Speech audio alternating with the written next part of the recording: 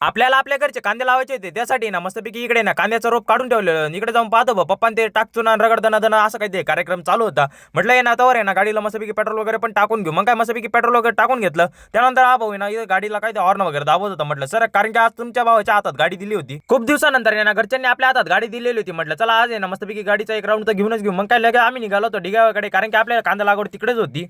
डिगाव्याला जायचं म्हटल्यावर आहे ना इकडे मस्तपैकी आपल्याला बारीतून जावं लागतं. पण बारीत इतके खड्डे ना विचाराच्या बाहेर. तेवढे ते पोरं मस्तपैकी इकडे रील वगैरे शूट करत आहे. तेवढ्यात आपण येऊन लागलोय, बिचारे साईडला सरकून गेले. जे कांद्याचं रोप लावायचं होतं ना ते गेलं ना सर्व आधी काकूंच्या भूखंड ठेवून दिलं. म्हटलं ये ना पहिले घेऊन ये ना, पहिले लावून द्या. मग काय तवर आपण मस्तपैकी मोटर वगैरे चालू करून पाणी भरून घेणार होतो. आधीच्या कांद्यांना पाणी भरायला गेलो भाऊ, इकडे पाहतो इकडे तर पेटीला क्लूप लावलेलं होतं. जेव्हा चाबी सापडल्यानंतर जेव्हा उघडला ना डायरेक्ट लाईट गेलेली. म्हटलं काही विषय नाही. तसं तर कशी तरी मोटर चालू करून तुमचा भाऊ निघाला होता पाणी भरायला. पण ना मस्तपैकी कपडे वरती करून घेऊ, नाही त्यांना घरचे आपल्याला आहे ना डायरेक्ट बेकार गोडे लावतील. कारण की आपण ओलं झालं चालू, पण कपडे वगैरे नको वल्ले झाले पाहायला. आणि तेवढ्या त्याने आपल्या डीपीवरती काहीतरी फॉल्ट झाला. मग काय पाणी वगैरे लावलेलं होतं. म्हटलं चला आता माणसांना पण पाणी घेऊन जावं लागते, कारण की सर्वांना जेवायला बसायचं होतं. त्यासाठी ना पप्पा त्या गाडी मागं पुरे करून ये ना मस्तपैकी यांना सावली करून दिली. म्हटलं काही विषय नाही. तेवढ्यात म्हटलं आपल्याला पण भूक लागलेली, मस्तपैकी आपण पण जेवण वगैरे करून घेऊ. मग ना आपण जेवायला गेलोच होती की तेवढ्या त्यांना डॉगीज बघून लागलेला. मग डॉगीज बोला म्हटलं बस आपल्यासोबत. मग काय त्याला पण मस्तपैकी पोळी वगैरे टाकली. तेवढ्या त्याने इकडे मस्तपैकी लागवड चालूच झालेली होती. म्हटलं चला आपण पण थोडं वगैरे उळे वगैरे घेऊ. आपण पण आहे ना मस्तपैकी सारंगी वगैरे लावून घेऊ. तर काय तुम्ही फॉलो करून भेटूया पुढच्या ब्लॉगमध्ये. चला जय महाराष्ट्र.